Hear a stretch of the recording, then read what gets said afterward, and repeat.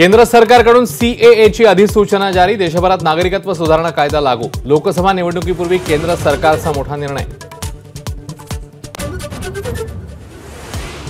दिल्लीमध्ये 14 मार्चला पुन्हा भाजपच्या केंद्रीय निवडणूक समितीची बैठक। आजच्या बैठकीत महाराष्ट्रातल्या लोकसभेच्या 25 जागांबाबत चर्चा। बारामती लोकसभा मतदारसंघावरनं महायुतीसाठी मोठी डोकेदुखी। शिंदे गटाचे माजी आमदार विजय शिवतारे बारामतीची निवडणूक लढवणार। एबीपी माझावर केली घोषणा। निलेश लंके लवकरच पवार गटात येतील, अमोल कोल्हेंचा दावा। तर कोल्हेंसोबत कोणतीही राजकीय चर्चा झालेली नाही। पवार गटात जाण्याच्या चर्चांचं लंकेंकडून खंडन। शरद पवारांच्या मेळाव्याकडे बारामतीतल्या व्यापाऱ्यांची पाठ। 50 वर्षात पहिल्यांदाच व्यापाऱ्यांनी बैठक घेणं शक्य नाही कळवलं। मेळाव्यामध्ये शरद पवारांचं विधान।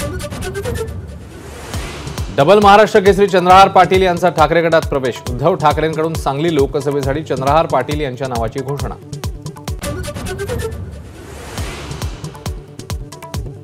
अमरावतीतील पांढरी खानमपूर गावातील प्रवेशद्वाराचा वाद चिघळला। पोलिसांकडून लाठीमार झाल्यानं आक्रमक आंदोलकांची दगडफेक। मुंबईतल्या बहुचर्चित कोस्टल रोडचा मुख्यमंत्र्यांच्या हस्ते लोकार्पण। वरळी ते मरीन ड्राईव्ह अंतर अवघ्या 10 मिनिटात पार करता येणार।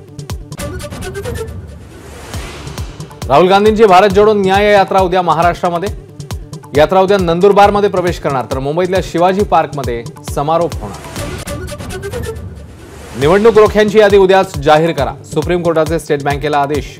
सुनावणी दरम्यान कोर्टाने एसबीआयला फटकारलं।